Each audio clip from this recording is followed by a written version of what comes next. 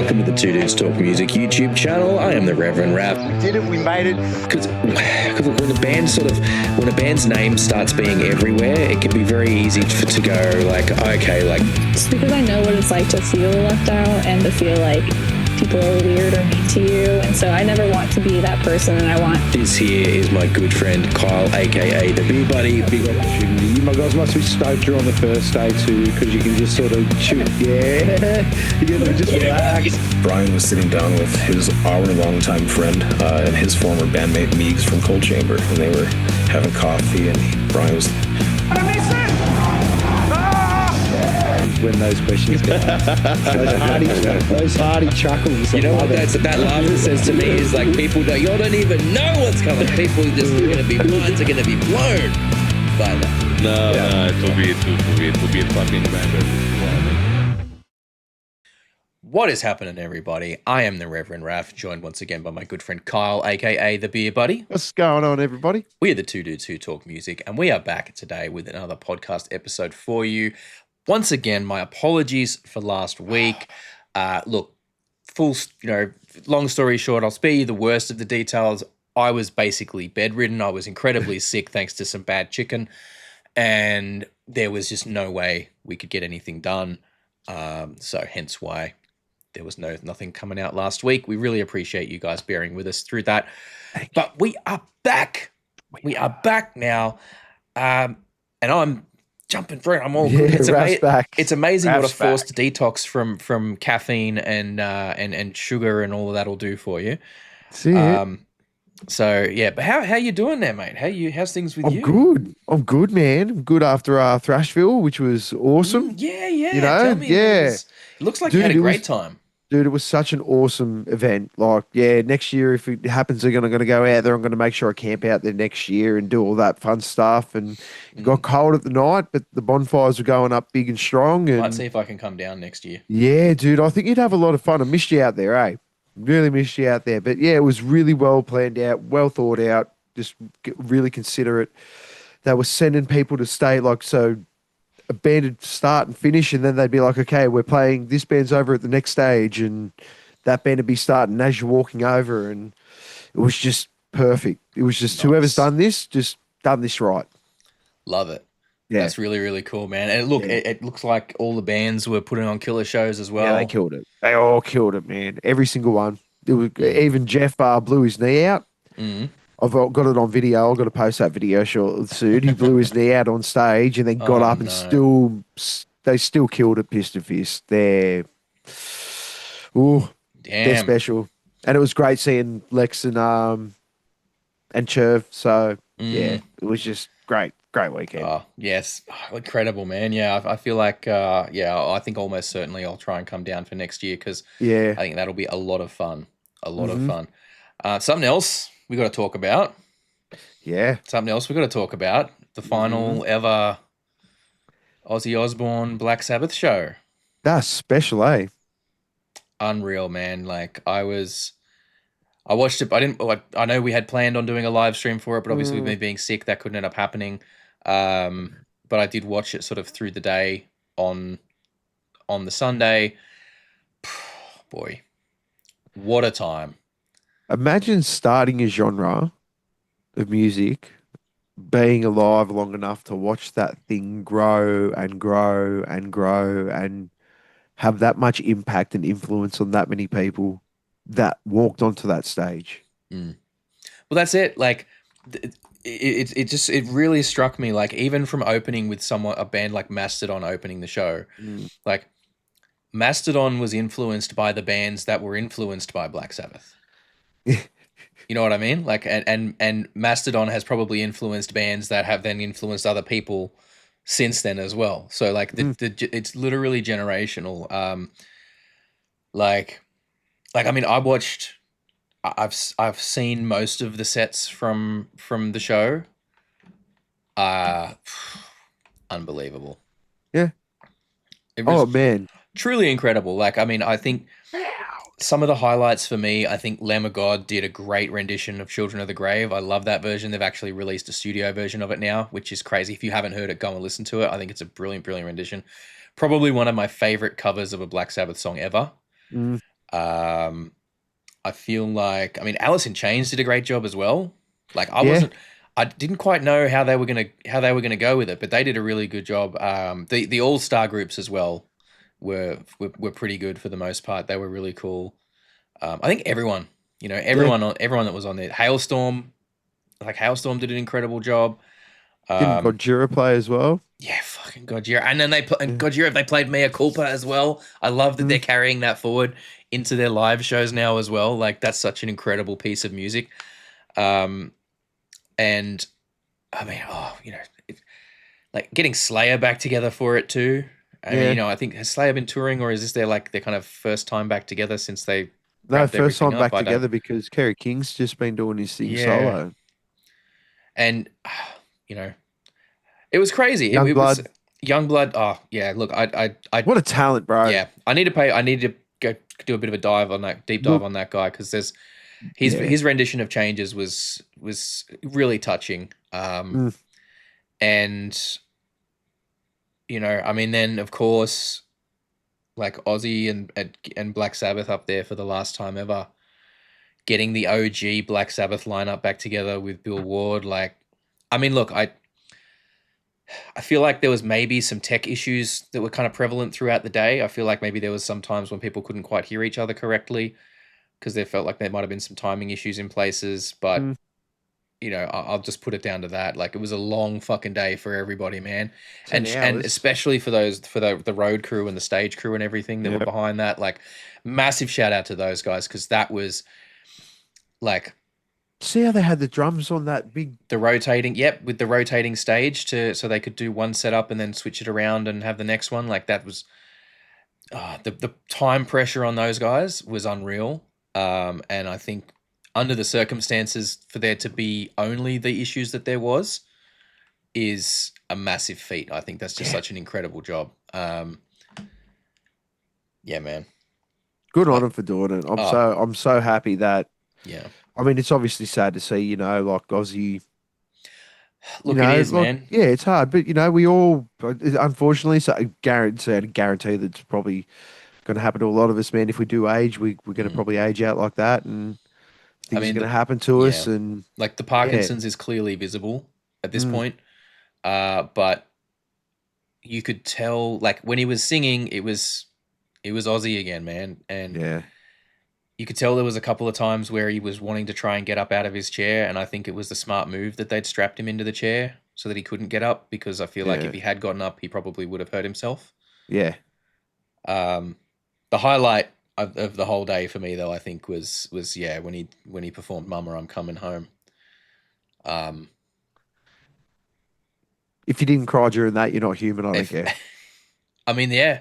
I cried. That's it. If you haven't seen it, like I highly, highly recommend you seek it out, because he was like, Ozzy was crying. The instant he started singing, I was crying. Yeah. Every shot of the arena, everyone in the arena was crying. I'm not crying. You're crying. I don't think there was a dry eye in the house during that. And I think for what it's worth, from us, like, we can do nothing but say thank you. 100%. It's, while there is debate over if they were the originators per se, or they just happened to be the band that had the most impact, that had the most impact with it at the time. Like, I know there's some talk about, Coven was really the first metal band and all this whatever, but realistically, the fact remains that Black Sabbath is credited with the invention of heavy metal music. And for me, they had the most impact. So yeah, and they took horror movies and made it into music, and that sparked the last 55 years. Yeah. Of heavy metal. Everything we have now is because of them. Yeah. Yeah. That's it. That's true.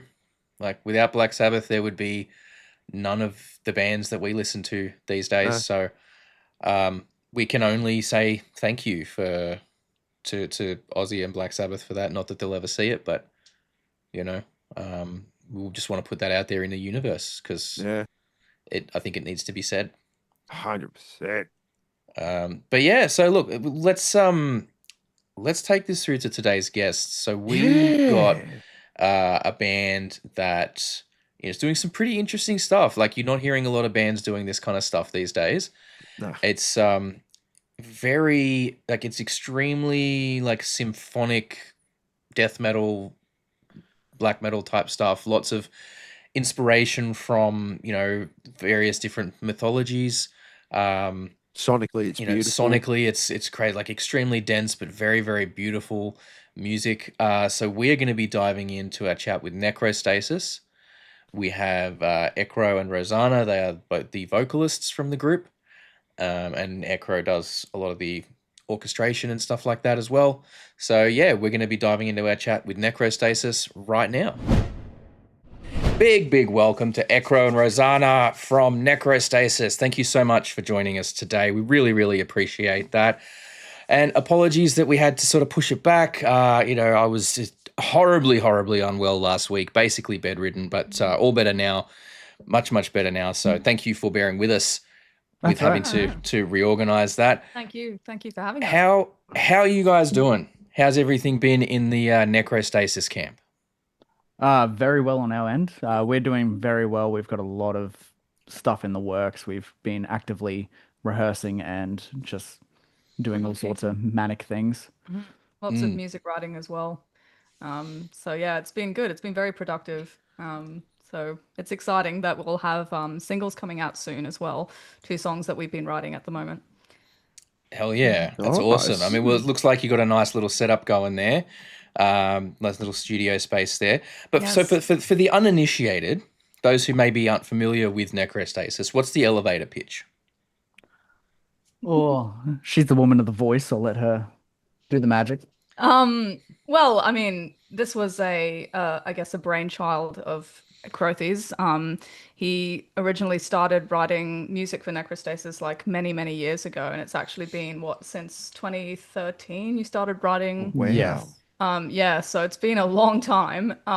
There's been so much music that Crothe has written, which is very exciting because like we have so much to go off now. And what we've done is we've refined it as we've kept going. But the essential like concept is we like to draw on ancient Egyptian mythology. But mythology in general, I think like we're quite fascinated by all of that sort of thing. But I think ancient Egypt is one of our most favorite fields that we've loved, and I've always loved it like since I've been a child. So I think it's just been like one of those passion projects, and it's nice to be able to draw on that for lyrical inspiration. So a lot of that is in our music, and then of course like the sort of undead feeling about it, because we like to sort of have that as our theme. So that's why if you ever see us on stage, all the members have masks except for myself. The idea being that everyone's sort of like the undead and I'm like the living aspect to the band.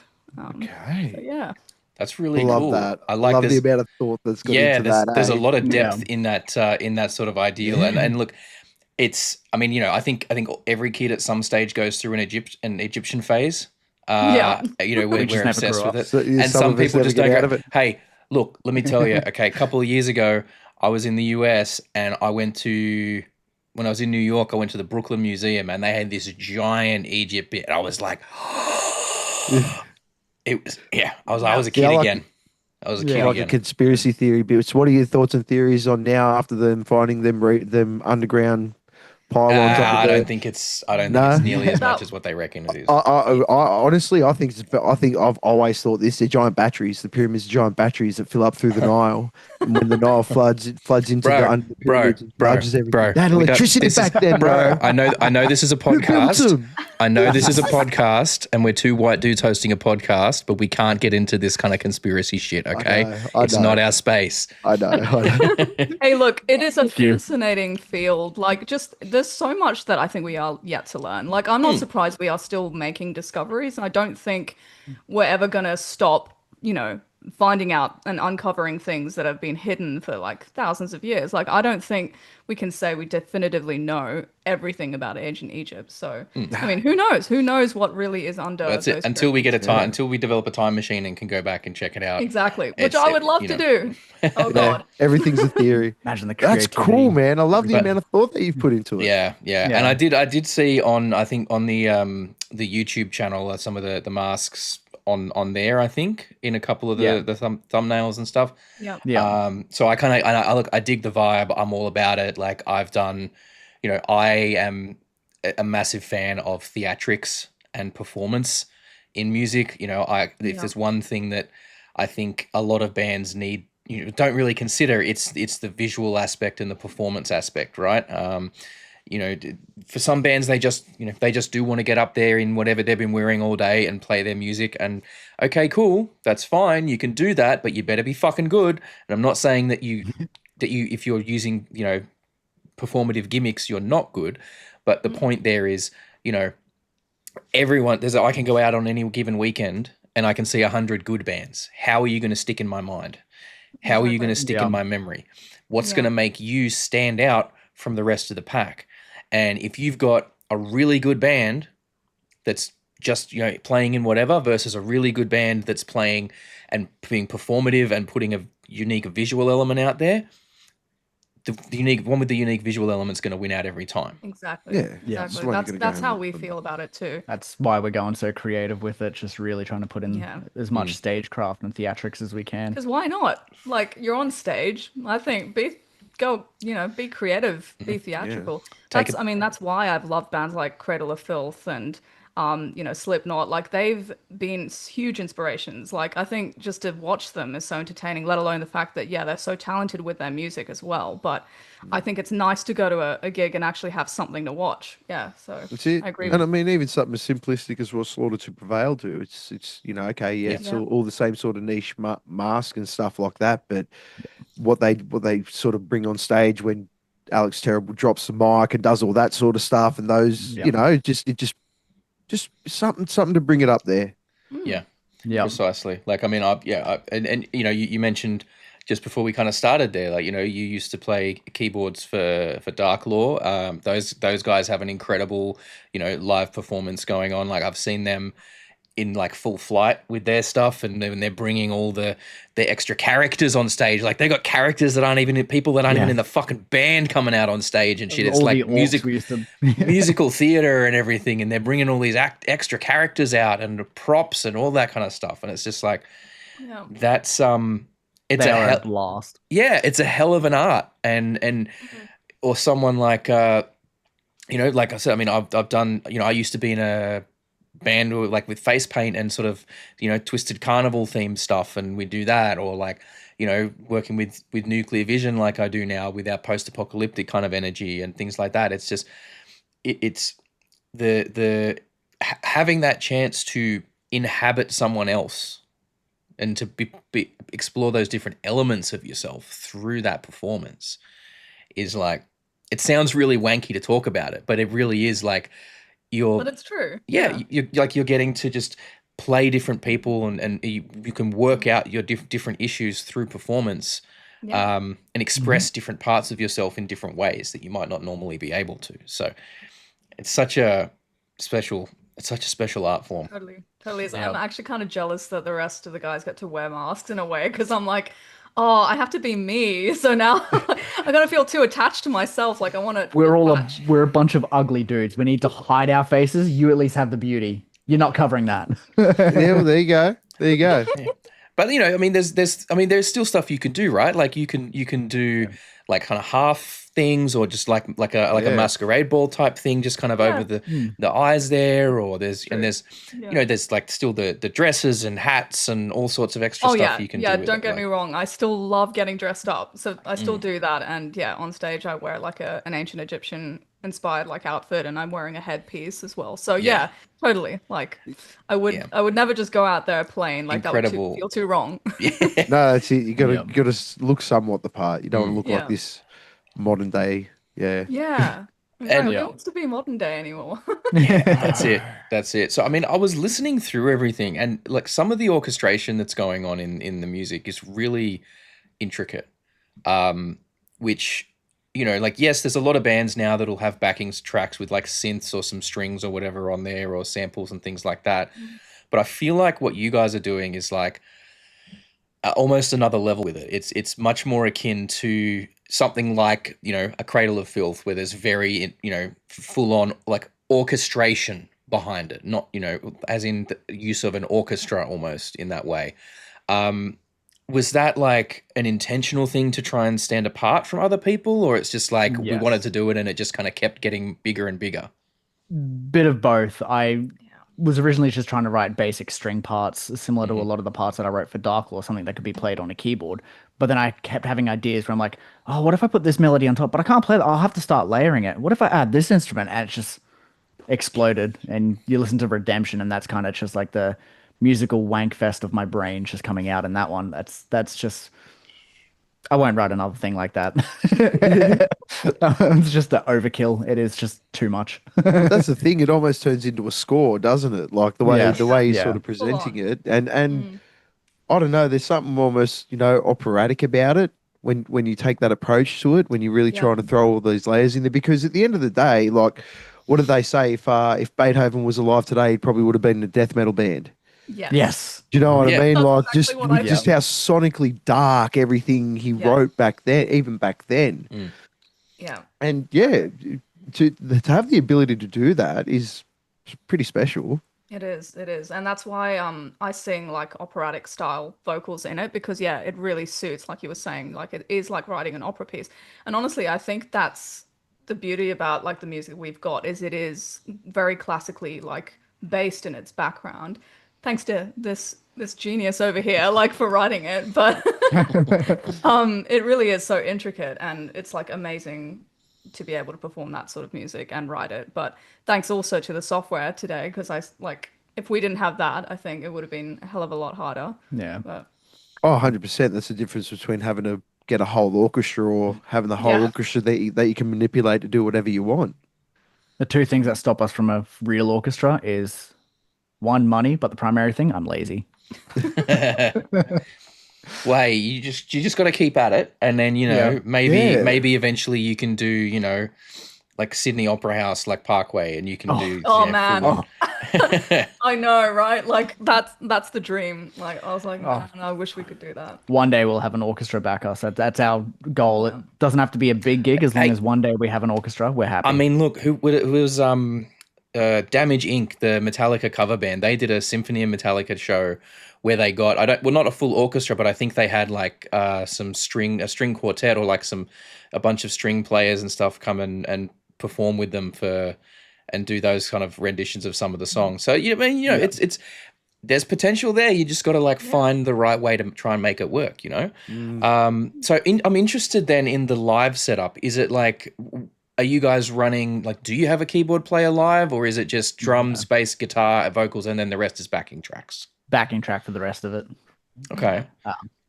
It's probably need 4 or 5 keyboard players to really fill out the sound that we have. So figured it's a lot easier as well to manage 6 members in a band opposed to 7+ by having a keyboardist or extra instruments as well. No, look, For the that's fair time enough. being. At least at this point. Logistically, yeah. I mean, don't you remember? Didn't Navo at one stage have 2 keyboard players? Yeah, Nevo had some And, extra stuff, like, and it was becoming yeah. unmanageable. So, Yeah, and I just always said, logis- I always said to Barnsey, I'm like, look, you don't need that many people in the band. No, dude, it was just like But your yeah. backing track. No one's got to get the shits at you, man. Yeah, You wrote it. Just got to make it work. That's at the end of the day, you just got to make it Yeah. work and have it essential there. But I mean, yeah, like I got to give you incredible props for that, because like genuinely listening to some of that stuff, it's almost like it's not so much metal with orchestration underneath. It's like the whole thing was with the guitars and everything has been composed as part of one grand orchestra. That's certainly how it feels listening to a lot of it. So I have to give you the props there, because like I struggle to write shit for 2 guitars and a bass.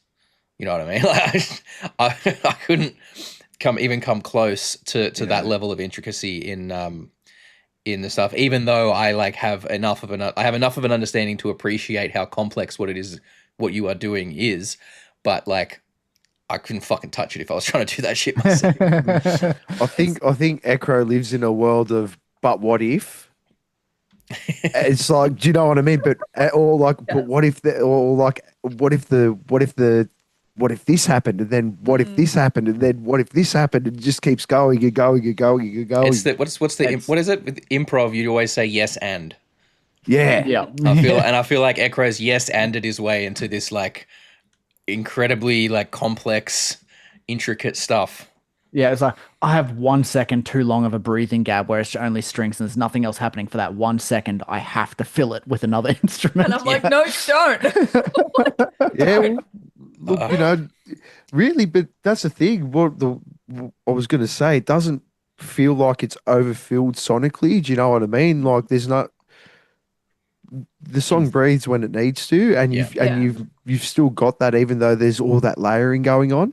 Rosanna has really helped tame the beast in that regard and stop me from just going a bit too nuts. She was like, stop, you finished. Stop. Good. That's good though. That's good to have that voice that can balance it. Really well. Yeah, we work really well together like that. And then, I'll even suggest changing an instrument to something else. Like he'll be like, oh, we'll do like this with piano. And I'm like, actually, I think it might sound cool with harp, and we did that with one of the songs we're writing at the moment. Yeah, it's going to be an acoustic guitar intro for one of the new singles we have coming up, and Rosanna threw out the idea, what if it was a harp instead? And the moment I swapped over and started messing with that different sound, the whole song just changed, and I was like, nah, that's perfect. Spot on. Good. That's crazy how much like a change of an instrument can mess with the vibe of a song like that, It really is. Like, I mean... Yeah, like I said, just the composition skills are off the charts. So are you self-taught? Are you like classically trained? Like, what's the background there? I started learning piano when I was 6 years old. My parents put me through piano lessons, but I was a little shithead of a child and hated learning piano. And I was like wanting to be rebellious. I don't want to do this. So I never really paid much attention, and I wish I had back then. But it wasn't until I was about 10 I stopped taking piano lessons. And I just stopped with music. When I hit about 13 and I changed school, I started taking piano lessons again. Started learning guitar, bass, drums, started working in a music store, started learning how to dabble in violin and cello, and started just expanding everything. And then just once I hit about that 18, 19 mark, I started writing music and just started going a bit nutty. I get this. I mean, we talked before about like, we mentioned Beethoven before. I have the feeling if you were like back then, you would have been one of those dudes that's like at your desk scribbling like melodies and lines out on paper, and then you'd be just surrounded by, piles of paper and people would be coming in. You haven't eaten in 3 days. It's like, no, I have to get it out. I have to get it out. Totally would be that. Like we watched that film Amadeus. I don't know if you've seen it about Mozart. Yeah. And I'm like, this is you. Like this is what you would have been if you lived in that time. Like I have that as a digital format. I have so much because I write everything as sheet music as well. So all the orchestration's written as sheet music before I export it as a MIDI to the resample it. Wow. Yeah. You running Sibelius for that, or are you in something else? Running it off Guitar Pro. Love it. Ooh. Yeah. Love it. Guitar Pro is like crazy if you know what you're doing with it.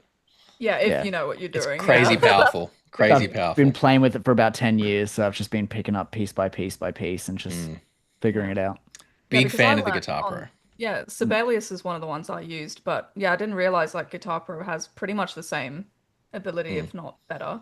So yeah, and the fact that I think, because I only ever use it in like for the tablature element of it, but I think you can, if I'm not mistaken, you can just put it direct onto the score, right? You can just put it direct into the score, and then it'll yeah. So it's just, I mean, it's way more powerful than a lot of people give it credit for. I know most people just tend to use it for guitar, bass, drums, whatever, like the basic stuff for a lot of rock and metal and pop music and stuff. But there is so much you can do with that software if you know what you're doing.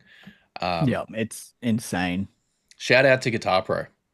Saving lives, helping musos learn how to play shit for forever, and also allowing people an option that's not like hundreds and hundreds of dollars for fucking like Sibelius or whatever they're charging for that these days. It's extremely cheap as well. It's a Very well worth program. And then the ability to export anything you write in there as a different file. So I Yeah. export everything after I've written as a MIDI Mhm. for all the orchestration, and then I resample that in my workstation and go from there. Nice. You must have some pretty hefty plugins in your door as well for some of that stuff. I'm just running their complete control sort of native instruments Cool. packs. I'm just running one of those, and that's Yeah. the bulk, the heavy lifter of most of the stuff. Nice. We've got a couple of other little branded plugins here and there for different instruments, specific like choirs and whatnot, East West, and a few other things that I'm just throwing in there. That's pretty solid though, man. Like that native instruments contact setup is pretty versatile too. You can do quite a bit in there. Yeah, do I'm still like wrapping my head around a bit of the software aspect of it as well. So as the tracks are going on, they're getting more intricate in terms of what instruments are capable of doing in there. Yeah. So So we add in Middle Eastern instruments as well into our music, so we actually are able to use that native instruments for that as well, which is awesome because like it's given us a huge range of instruments, like crazy. Yeah. That's awesome. yeah, I think when we first started recording music, I think the track Ritual is the one that first showcased the Middle Eastern instruments the strongest. Yeah. Yeah. So like the Kanun, The Saz and the Saz, oboe. yeah, oboe, and now we're like thinking of using sitar, like another track. So On a few other, we're expanding out to some of the Asian and African instruments as well. Yeah, mad. That's hectic. If you can, man, like why not? Why not? I mean, T-Rex Autopsy, they run it's an Arabic guitar of some sort. I cannot for the life of me remember what it's called, but it sounds amazing when he plays it in that yeah, I know the one. Yeah. yeah, but just that's the whole point of this stuff now. Using those plugins the way you're meant to. If you can hear it and you can think it, you can create it now. Yeah. Yeah, that's and, it. And that's it. Like, I feel like with the kind of stuff you guys are doing over time, you will be able to continue to just push the limits, and you'll be always looking for that new next interesting thing to put in there. And that's the beauty of it, right? Like, I think because you can do metal, and like we said, you can do metal and layer in some stuff underneath it and have a whole thing, right? But I'm sure I saw somewhere in an interview about Static X where they were talking about like Wayne Static didn't really compose guitars first. He often did a lot of the synth stuff before looking at the guitars. And when you listen to Static X, that makes all the sense in the world because they don't sound like a metal band that has some synths. They are like a techno band before they are a metal band, you know what I mean? And then they put, so like the way that's built and layered, I think, like I said, it's very, the way is similar to the way you have like made the guitars and bass part of a broader orchestra rather than just having the orchestra in support of, the band there. I'm also actually reminded of, I don't even know if you've heard about this because a lot of people don't know about it. The actor Christopher Lee recorded a couple of quote unquote heavy metal albums. That were very like orchestra focused with some heavy guitars in there. And I mean, there's some, in terms of the orchestration, I'm a little bit reminded of that when I'm listening to some of your stuff too. I can see that. Yeah, Charlemagne, I think it was. Yes, Yeah, definitely. I can see that. Yeah. We do love our like medieval mythology as well, so I'm sure eventually that might make its way in. It hasn't quite yet, but maybe one day soon. yeah. See, I can't wait for someone, and I've heard of a couple of them, but can't wait for someone to actually do like a metal opera or something like that, and actually try and present it properly, write the story, write it lyrically, and present it. It'd be so interesting. Like, I'll pay to see that shit. Yeah, same. Especially the way you could do conversations. I mean, like, it'd be something dark and awesome. Yeah, I think that would work well for us because another way we describe ourselves is she's life, I'm death, and we mirror the dualities of existence. It's our kind of little catchphrase. Our music mirrors duality of existence. I like it. Yeah. I like it. So that's really cool. Maybe. Like to put so much thought into, the messages and what you guys are doing in the music is amazing. Because like, I mean, look, I'm a fan of a fat riff as much as the next dude, right? Like you give me a fat riff, I'll bang my head to it. You know, you give me some nasty sounding vocals, I'll stank face to it, right? Like no dramas whatsoever. Yep. But it's one of the reasons I'm always on the hunt for something that sounds different, is because there's a million songs out there I can listen to that fit that description I just gave you. You know what I mean? And Exactly. they all Yeah. sound a lot of them sound so similar that they're basically interchangeable. Right. And it's part of the reason that Kyle and I have our Rockin' Around the World series, where we're looking for bands from all over the world and doing reacting to their songs from literally all these different countries. We want to try and find something that sounds different. It's a reason that I have been recently finding myself having more of an emotional response to metal that is fronted by women or people of color or indigenous people and things like that, because you know, the rage and the energy that they're bringing to the music is hitting in a different way to, you know, the 5 white dudes that are playing songs that are in 99% of metal bands, right? Yeah. Or 99% of metal bands that are, you know, mostly known. So it's that constant chase for something that sounds interesting and unique, and like I love it. It's you know, and I think deep down, and this comes to what we've talked about on the fucking channel so many. We keep coming back to some of these points a lot. Listeners versus fans. You know, people that listen to music versus people who are fans of music. Right? Like almost every single person in the world listens to music. Yeah. But Yeah. how many people are actually fans of music? Because it's two very different things. Yeah. Yeah. So it's and this is where I think, you know, the people that are fans of music are constantly seeking out something new and interesting and different and unique, and looking for that next hit that's going to inspire them again or get them excited again. So, and that's where bands like doing the kind of stuff you guys are doing offers that to people. Yeah. Yeah. Because It's almost classy in a sense. I want to go up there like with those little, you know, those binoculars and be like, yes, yes, this is great. That's a tasty riff. Yeah, that's it. Yeah, not that we want to come across as like the condescending, like egotistical versions of the metal artists in the scene, because that's obviously not it. But It's metal you but, could like, wear a dinner coat to. yeah, you know, something fancy. Yeah. Yeah. Yeah, It might is. have to do my face up different, at least my stage face. That moisturizer's not working. But in saying that, it's also interesting how I feel like it's the kind of music though, even though, because you know how when you have heavy music, usually you get that niche of the people who love metal will listen to it, but like your average person probably finds it too heavy. But the interesting part with our music I've found is that we've still been able to show it to people who don't necessarily listen to metal, and they can still appreciate it, because I think they've gone, oh, like I don't know if I like the screams, but I actually really love the instrumentals and the vocal, like the clean vocals. Yeah. And they can appreciate that aspect, which is really nice, because then we've got like this really broad like audience of people who can appreciate the music, including people like my parents and like older people who may not necessarily listen to it, but it's nice to be able to show them and be like, yeah, well, you can still appreciate this, right? So, Yeah. I know a lot of people have said they're not a big fan of like screaming vocals or not, which is one of the main reasons we released everything as instrumental as well, and we'll continue to release everything as instrumental versions only. So there's always two sides. Yeah. I think It's a a lot of great people idea. a lot of people who hear the instrumental always best describe it as video game boss music is how I get a Yeah. lot of the Yeah. Yeah, I can see yeah, a that. lot of Elden people have Ring. said that. yeah. Yeah, can see Elden that. Ring. Yeah, I mean, that sort hey, of thing. and you never know. Like maybe you know that could even be something that you can look at getting into, right? Like it's we totally are. Like we're looking at that. Yeah. They're good. I mean, Yeah. like how you know, Mick Gordon's an incredible composer, incredible musician. He's Yep. done, Yeah. you know, he's made his career off of it.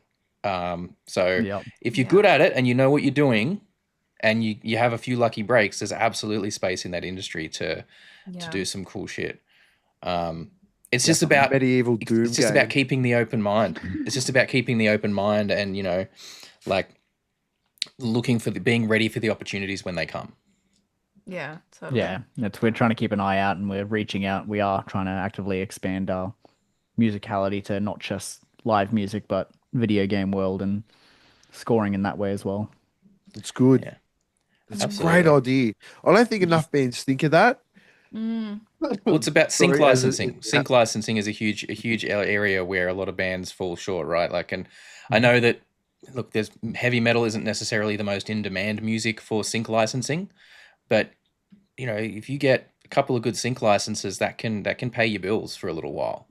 Yeah. Yeah. You just got to get your stuff out there, and if you're, you know, if you're a composer and you can compose in various different styles, you need to be getting on these sync licensing websites because they have all sorts of jobs up there, and they'll post them and they'll be like, yeah, we need something in this style, you know, with this kind of vocal or this kind of instrumental music or whatever for a thing.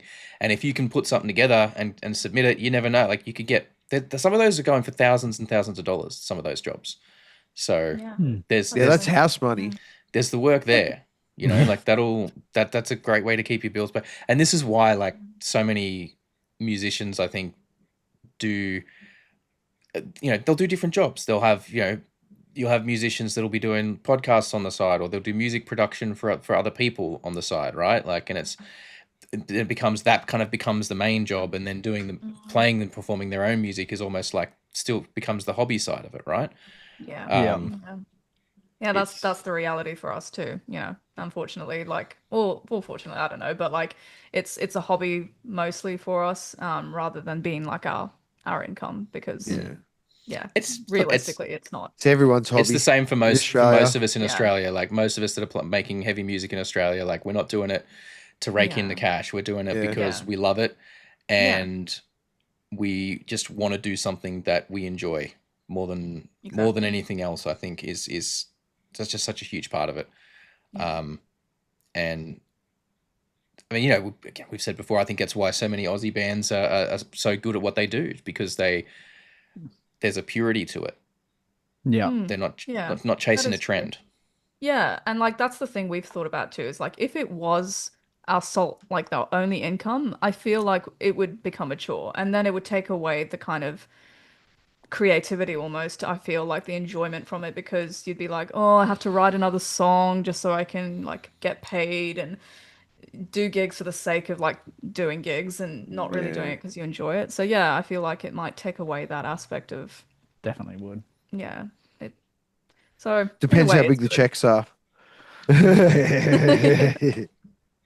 But that's the thing, even like anime and stuff like that. There's so many outlets that you guys could not even promote your particular music, but even if you had stuff that you haven't used or you don't want to use, do you know what I mean? Just sort of throwing it out there as well. Yeah, Yeah. that's true. Who knows who There's a picks it lot up? of- Wrestlers as well, wrestler intro music. Yeah. A lot of wrestlers want a custom intro song, let me tell you. You guys are in an awesome space because of what you do, because it's so orchestral. Yeah, it lends itself to so many different things. Yeah, that's true. Yeah. Stuff we need to think about. We're all for sustainability, and at the end of the day, and if you could be working for yourself and not working, like, okay, essentially, yes, you're working for someone else if they're paying you for product and stuff like that. But if you're just putting stuff out there and then just people have the ability to buy it and you have to do nothing except for put it up there, I mean, I'd much rather be sitting around making music than going to a 9-to-5 job doing anything else. Yeah. That's Very true there. yeah. That's why originally I was like, unfortunately, it's not our job, because it's still like I kind of wish I could do it, because it is such a passion, and I'd feel like I'd have my heart in it far more than my 9-to-5 job. 100%. 100% you would. Geez, that goes without saying. Yeah, Yeah. yeah, Because it's exactly. yours. Yeah. Yeah. It's just about like I said, being ready. Yeah. Yeah. Being ready to go when the opportunities come, you know. Yeah. Well, we're ready. So hire us. Yeah, there you go. There you I love go. that. I love that attitude. I am curious though. You kind of mentioned there's quite a few instruments that you can play. Is there any that you want to learn how to play but haven't learned yet? Probably a lot of the traditional instruments, like the reality of it. I understand the theory and the knowledge behind them and how to write them off a keyboard and transpose and whatnot, but actually writing like the kanun or any of those Middle Eastern lap guitars or anything like that. Like I might be able to dabble them and kind of get by, but the proper techniques, I honestly have no idea. So really, anything that's not a westernized instrument, I'd love to learn. I'll give any of them a Okay. go. Hell yeah. Awesome. Hell Flutes, yeah. flutes, something I've just never touched at all, and I'd love to give that a go. There's so many instruments I'd love to learn I'm sure as if, well. Like I'm sure I if you play pop down to piano, Costco, but they'll sell a flute. Yeah, wouldn't be surprised. They did. Sorry, They had a Rosanna, saxophone down there. I didn't mean to interrupt you, Rosanna. Sorry, what were you gonna say? no. Yeah, I was just saying like I play piano, but again, that's the only instrument. So I wish I could play guitar or bass or play drums. I know a little bit of drums I learned, but yeah, nowhere near like the level of what's required for metal. It's just that's a whole other kettle of fish. But yeah, that would be I don't know. great. And Have you heard some metal songs? Like jazz, if you can pluck like a power chord, you can pretty much play metal. Like you, some of the shit that's out there, like yeah, like Yeah. that's true. That's true. Yeah, like simplistic stuff, I guess. But like, yeah, we've got like the people in our band. They're so talented that I feel like I could never be like that. Like we've got some very, very talented. We got very lucky after the Yeah. Redemption release because it's originally up until Redemption, it was only 2 or 3 of us, and then wow. straight after that. So the EP we released was just us two. I did all the instruments for the Okay. EP. I recorded the guitars, bass, reel, and we sent it off to be mixed in Melbourne. And then Redemption, we had our guitarist Omniscient come in and join us, and he joined in for the recording aspect of Redemption. But now we've got a full band, 6-piece, and some of the musicians we have in that band are incredible. They've Yeah. exceeded exceeded the expectations of anything I ever could have wanted out of this band as well.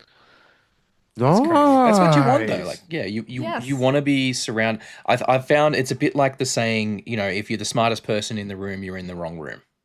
Yes, exactly. Same thing when it comes to music. Like I think the best kind of band is where everyone in the band feels like everyone else is feels that everyone else is more talented than they are, and not in a disingenuous way, not in an imposter syndrome way, but where everyone has a healthy amount of respect for everyone else in the band and their abilities. And you know, like I feel like if I'm ever in a band and I'm looking around and feeling like I'm the most talented person in that band, we're in trouble. Yeah. That's how I Yeah. think of it, you know. I might have some skills that might exceed in some areas above the others, but they exceed beyond me in a lot of other skills as well. Like we all complement each other really well in that regard. Yeah. Like our guitarists are a perfect duo in terms of how they write and react to each other, and then our bassist is thrown in an entire new mix into everything as well. Our bassist is rocking a 6-string fretless now, Oh which has wow. changed the entire dynamic of everything we have got. Yeah. And then our drummer he's a groove machine. He goes from Flesh God blast beating all the way down to we're sitting in a disco room. Very nice. Including jazz as well. Like he does some very Yeah. interesting, like jazzy stuff too. Yeah, So- he's incredibly talented. So I'm curious with your bass player rocking a 6-string, do they go, is it like the low B and then they go up to the high C, or are they going like down They've to got the extra low Custom F sharp? tuning, which I'm terrible. It's a custom tuning. I'm terrible at remembering exactly what it is. Okay. But I don't think I've actually seen him play an open note yet, despite a lot of our songs have a chunk of open notes. Yeah. He's transposing them to be played entirely different locations, and it just looks like I don't know how he does it. That's the difference. Like, that's the difference between like someone who can play bass and a bass player. You know, Yeah. it's like the difference between people who listen to music and people that are fans of music. It's the same thing. Like it's a lot of people look at bass and they're like, oh, it's a thing. And look, I'm a bass player, so people are going to think I'm saying this to make myself sound better, okay? But I swear to God, I'm not. Like it genuinely is like for the first few years of playing bass, I played bass like a failed guitar player. I did. I truly, truly did. And then I had a wake up call and I had to shift my whole fucking approach to the instrument. And after that, I was getting so many comments from people about it's great, you know, it's great to play with a bass player who actually plays bass. You know, like the bass has a role and it has a space to fill. And if you can get a really good bass player, and especially with the stuff that's as musically dense as what you're doing, if you've got someone who can dance around all of that and still have it fulfill the role of the bass under that, like, you know, that's someone you don't want to let go.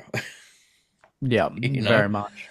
Um, Very true. that's crazy. But I'm so stoked that you've been able to find such a talented group because Yeah. Yeah, we're very, very happy now. It it's wasn't not like that in the easy. beginning, but yeah, we were starting to lose hope at one point. We're like, oh my God, it's so hard to find members. Like, even when we thought we found someone, like, they just ended up disappearing or like Yeah. being unable to commit. It's so hard to find like people who can commit. And like, I'm not trying to make them feel bad if if they know who they are and they're listening, but like, it's more that it's hard to commit to a music project, you know, Yeah. especially if you work a Yeah. full-time job or anything. Well, it Like, just it's really hard.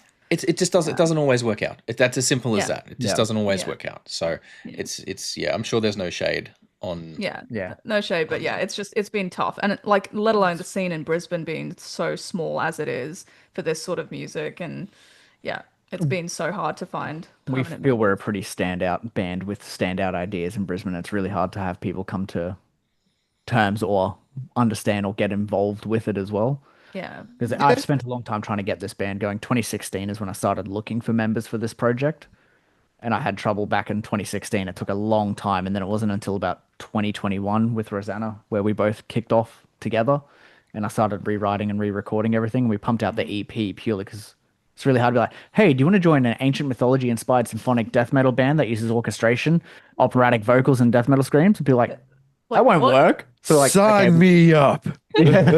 so we're like, let's do an EP to just get the idea out there. Just quick, rough, proof basic. of concept. Yeah.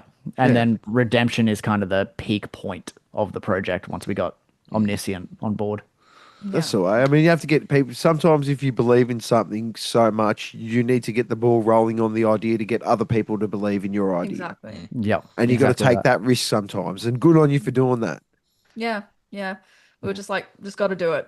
They're like, Yeah. who cares even if we never have members? Let's just do it anyway. Let's just write something. Let's become a studio band. And that's what we did. And then Well, hey, Nothing now wrong with we're that here. either. you just sometimes you just got to get the ideas out there. You know, you just got to get them out of your head, whether it's as a studio only project or the members come later or whatever you do, right? Like, Yeah. but I tell you what, I would love to see like a tour or a show with you guys and Maruthan and Dark Law and just like a bunch of these kind of bands that are doing the very theatrical theatrical, yeah. thing.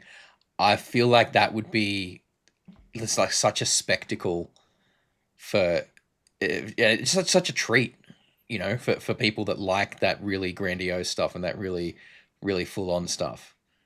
Definitely. Yeah. Yeah. Yeah.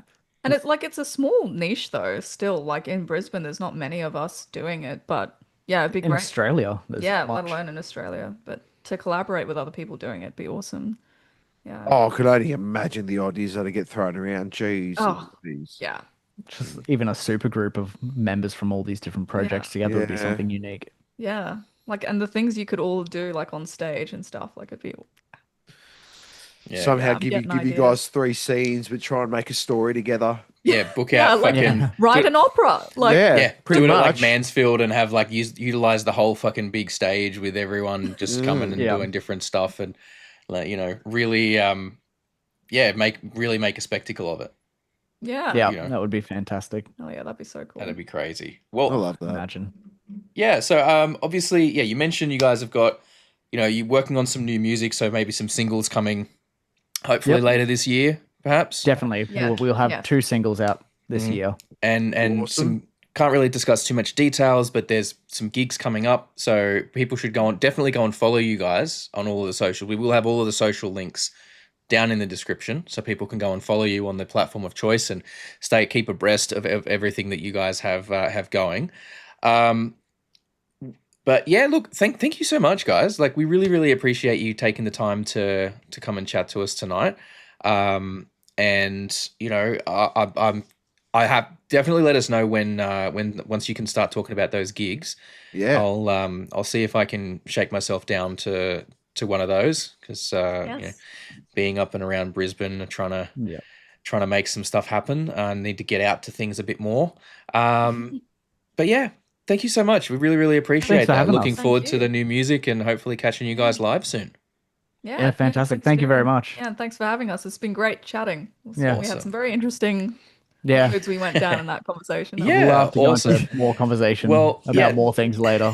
Awesome. Well, look, huge awesome. thank you Thank to you. Ekro and Rosanna from Necrostasis you, for guys. joining us today. Thank you everybody for listening and or watching this far. Really, really appreciate it. As we said, we will have links to all of Necrostasis socials down in the description, so you should go and follow them on all of those platforms to stay on top of what they're doing. Until the next time, I am the Reverend Raff alongside the beer buddy Kyle. You guys have been absolutely amazing. Take care of yourselves and your mates, and we will catch you guys next time. Stay cool. Peace. Thank you so much for hanging out with us today. We really hope you had a good time. If you did, please consider hitting that subscribe button and the notification bell down there. It helps the channel grow. We are still a fairly young channel and we like to try and grow our audience all over the world. We do also, for those of you who are interested, have a Patreon. It's just a couple of bucks a month. At the moment, you get all the videos early and ad-free, but we are working on ways to increase the value of that and make it a bit more enticing. So don't forget to keep an eye out and check back on what's going on over there. Other than that, thank you so much for your time. Enjoy the rest of your day.